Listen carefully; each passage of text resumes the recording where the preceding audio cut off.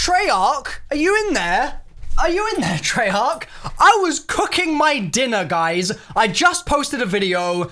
It was time to eat, and now it ain't time to eat anymore. It's time to make another zombies video about Alpha Omega. So, we just got, as of 1 minute ago, a new teaser for the upcoming DLC 3 Nuketown Zombies map Alpha Omega. That's the bases covered.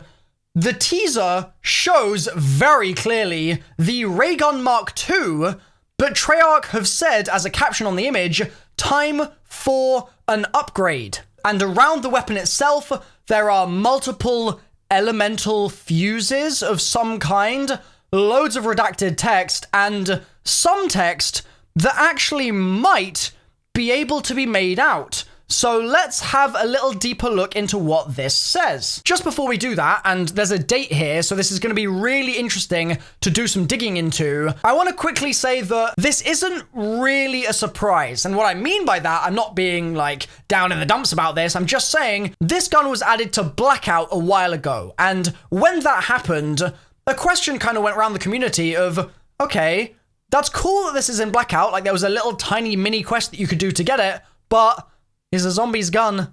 Can we use it in zombies? Like, that would be really nice. And so it makes sense now that we're finally getting to use this gun, seeing as Treyarch have already had it made and ready to be put in the game, or at least in the zombies part of the game, for a while. So yeah, this isn't quite as mind-blowing as like the MPD image, for example, and things like that, but maybe I'm going to end up regretting my words when we start looking into the text here. So I'm going to zoom in on all of the scratched out bits of text where there's still a little bit of the sentences remaining or the words remaining.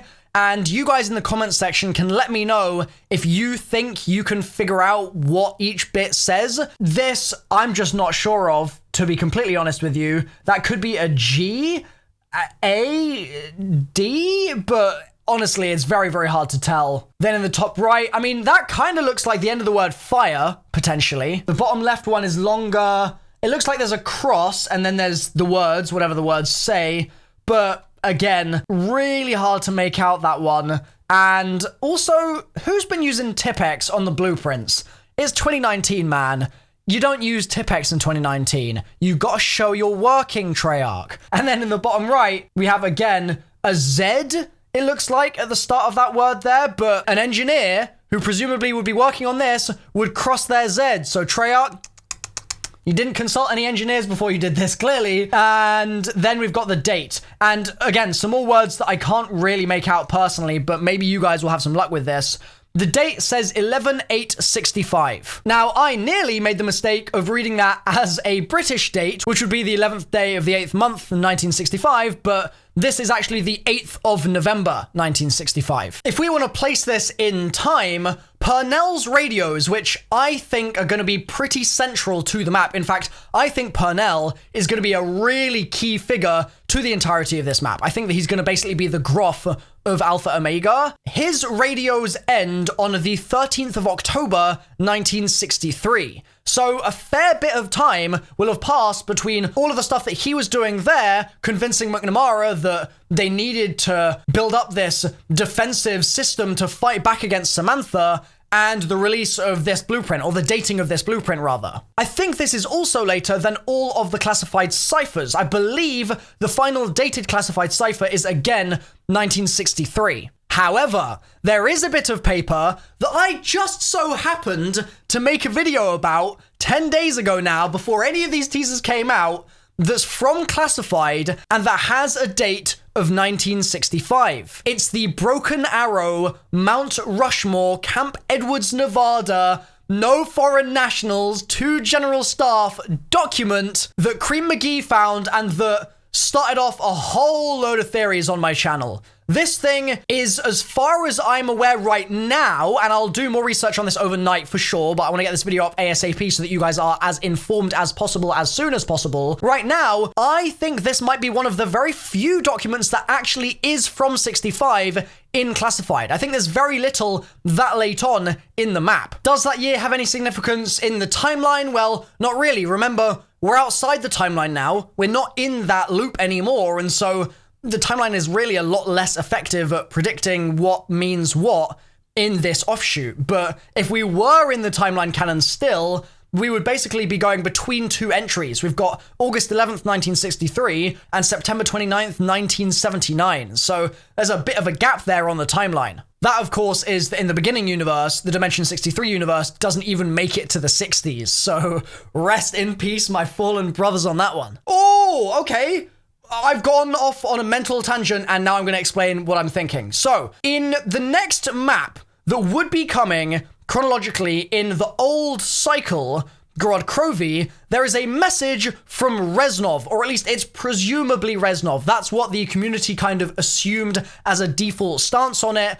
But it is a little ambiguous. However, my assumption is that it is Rezanov, okay? So, Rezanov says, Comrade, because it's Gorod Krovi, and because it's Rezanov, I guess, as well, I hope these schematics reach you in time so our scientists can make use of them, for I know the Western Front is on the brink of collapse. These schematics I've stolen from Group 935 will enable us to construct our own wonder weapons, which will help us turn the tide of the war and give us victory over the German pigs. I fear, however, I will not live to see this. V. And so what I'm wondering is if on the Group 935 side, he was stealing schematics for the Mark IIIs or something along those lines, something in that vein at least, what if maybe now on the American side, they're working on upgrading the Mark II, maybe using things that they have learned since Origins about Origins and the elements that were involved there to try and add to that technology, and that's why we're seeing these different colored fuses on the blueprint. Hell, if TREYARCH really wanted to, they could chuck in a load of Rezanov references in this map talking about the blueprints that he stole or intercepting the blueprints or something along those lines. Because remember, again, this is an offshoot now, so time doesn't happen in the same way, and we don't get that message in Gorod because we never get to Gorod. So that's really cool. That's a really, really cool link that I just did not see coming, and it's exciting, man. Just pausing here to jump in with some extra flavor for this theory. I want to be clear that I don't think this means that, like, Rezanov is going to turn up in the map necessarily. Rezanov's work stealing those blueprints led to the Russian Gigant, the Mangler, and the Mark III itself, and while this, I think, would technically count as a Mark IV based on our chronology of things, it would make more sense, I think, if this was actually a Mark 2.5 or a Mark III, but just the American version of a Mark III, rather than the Russian version of the German version that we saw in Gorod Krovi, because that was like a bastardization of Group 935 tech. So yeah, let's not go too head over heels with this idea, but there is absolutely value in exploring the idea that amongst all of the stealing of blueprints and things like that, potentially we will end up getting some Rezanov references or even some kind of distant cameo. That could be very cool. Rezanov's actual activities in the 60s would be extremely interesting to play with as well in this map, if they wanted to go there with that kind of story exploration. But, I mean, I'm going to leave that one in TREYARCH's hands. Now, another thing, there's more and more things with me. Another thing is that the Mark II, I believe, originally, correct me if I'm wrong, chat, if I'm wrong, this is going to be really embarrassing, I think it was introduced with Buried, right? I think that that's the case, and I think it was retroactively added to the previous maps then as well. It's interesting that of all maps, it would be Buried, because Buried just keeps coming up at this point because of the relation to Arthur, and therefore the relation to the Wolf King and Horizon, and the potential that is involved with all of that stuff. So I think that there's a lot of cool strands being played with here. It's really early to say where this is going to be going in terms of the story relevance. However, tentative, hopeful guesses, more Rezanov stuff in the next couple of days would be amazing. And failing that, if they don't want to go in that direction, then fair enough, so be it. If instead this is all American tech, then, I mean, I'm all for it. I'm just curious to learn what the path was for them to get there, especially with elements of the zombie storyline that haven't really been talked about so much, like the massacre at Deriz and things like that. So, thanks for watching, guys. I've been MrRoflWaffles. Drop a like if you've enjoyed, and I'll see you very soon in more zombies videos. I'm gonna go do some research. See you in a bit.